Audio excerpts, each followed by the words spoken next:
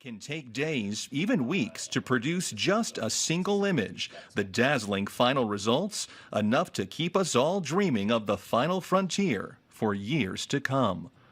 That's the main purpose of this, to keep you dreaming of the final frontier for years to come.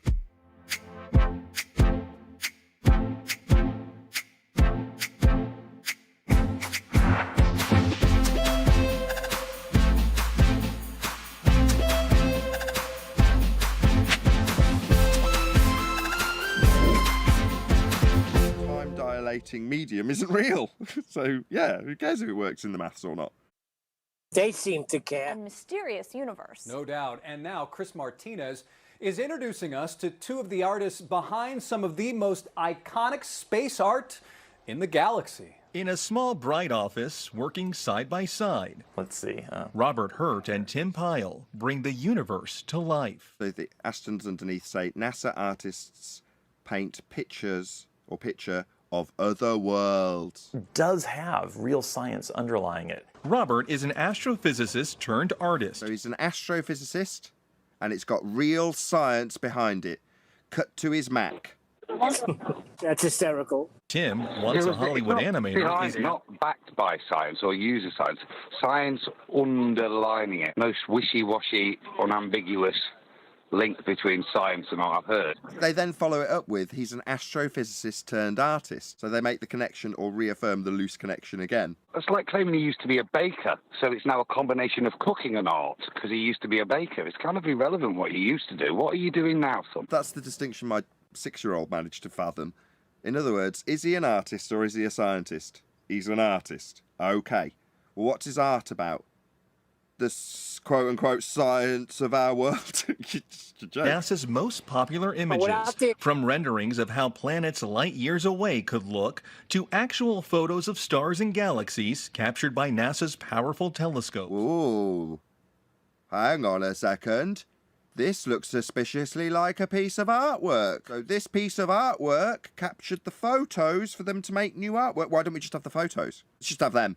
From the sky vacuum where this telescope is. The real photo doesn't exist. All you've got from there is 1011101111111111.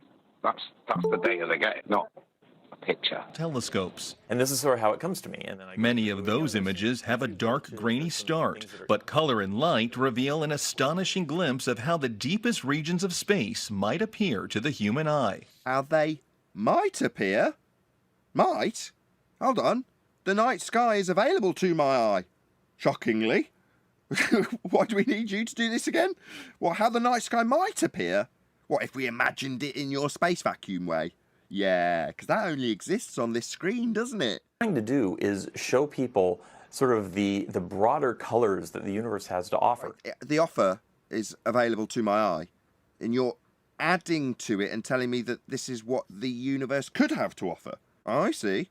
No, it's just what you're adding to it, what you've decided it has got to offer because you're adding it to it and then offering it to us. It's a delicate blend of imagination and data. Of data and imagination. That's pretty much summing it up beautifully, isn't it?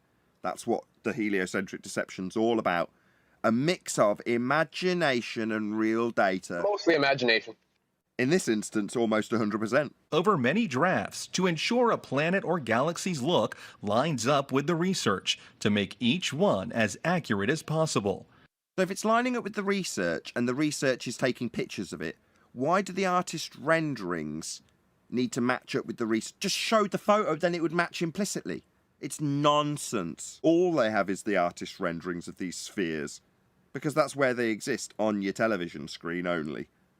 I love the challenge. It's kind of like a puzzle to me of trying to create something that looks really cool within the restrictions that were given by the scientists. Restrictions given by scientists? You mean the guys who are establishing cause and effect relationship by way of systematic experimentation based on hypotheses that establish a natural phenomena and the cause thereof, if validated correctly? They give you limitations on your artwork, do they? Oh, right. That doesn't seem to make a lot of sense to me. Why would any artist have a limitation put upon them by someone who establishes cause and effect relationships empirically? I don't see why they should impose any limitations on anybody ever other than the limitations that hypothesis-based systematic experimentation poses to them. How is it that they're getting the data? Aren't they claiming to have like red waves and blue waves measuring the distance and therefore extrapolating to the prism of color that we see in this world and then transferring those colors to the wavelengths? No, they're claiming to have photographs from satellites. That too. It's to make it look really cool, like you said. They've already got photos, but we need to pass them off and then negotiate with scientists to see how cool they are. Yeah, we also have to add the cool factor. It can take days, even weeks, to produce just a single image. The dazzling final results, enough to keep us all dreaming of the final frontier for years to come. That's the main purpose of this, to keep you dreaming of the final frontier for years to come. Shout out to Mr. Cheswick. Mr. Cheswick's channel has also got another video. You know what? I'm actually just going to play that too. Why not? This is starting to get like Globebusters. Artist concepts is often very important to telling the story. We get a good look at the star. Another reason we wanted to take this viewpoint is it highlights the fact that there are other exoplanets in the system. You can see that in our first draft. You can see there's the star in the distance, and you can see the other 4 inner planets. So get this right, the YouTube algorithm has identified this as damaging to the point where it's got to highlight that the Earth's not flat. It's like, this is a discussion about how they render the globe Earth in the fake images we see. And yet it's got a disclaimer about Earth isn't flat underneath it. There's not even a single mention of flat Earth in this video. Why would you need to disclaim to somebody who watches this that Earth isn't flat when it's detailing how the globe's created in CGI?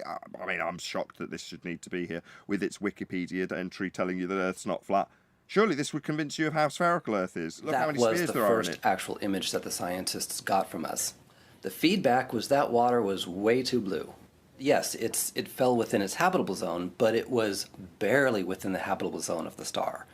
Sorry, barely within the habitable zone. It's in a CGI rendered image. You mean the fantasy that people will envisage when they watch this and see it and have a little article below it about this exoplanet, that which you're fantasizing and creating in CGI is somehow in the habitable / non-habitable zone on the border, so therefore needs more green water. This is how your world's been presented to you people. This is how the wool has been pulled over your eyes. This is how it's done. What are we listening to? It's Mr. Cheswick. I put a link. Go and subscribe. You know Mr. Cheswick is though, right, Chocolate? Yeah, it's the guy that used to make the music, right? Yeah, he still does, yeah.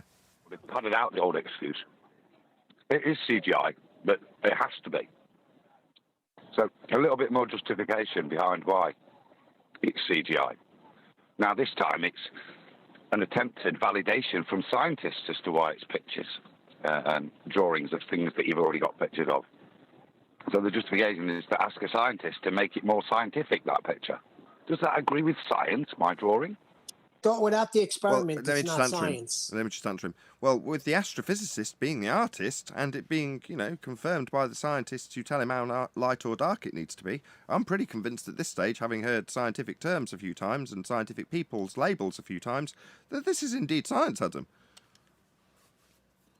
It isn't. Without the experiment, it's not science. So what did they experiment? They didn't. What was the... Okay, so there we go. So it's art. The art that creates the fantasy world of heliocentrism. That's what they're offering. Anyway, with that, I'm going to say, if you are watching this on either Nathan Oakley 1980 or Nathan Oakley Premiering Streams, then stay tuned, as there will be an after show to follow.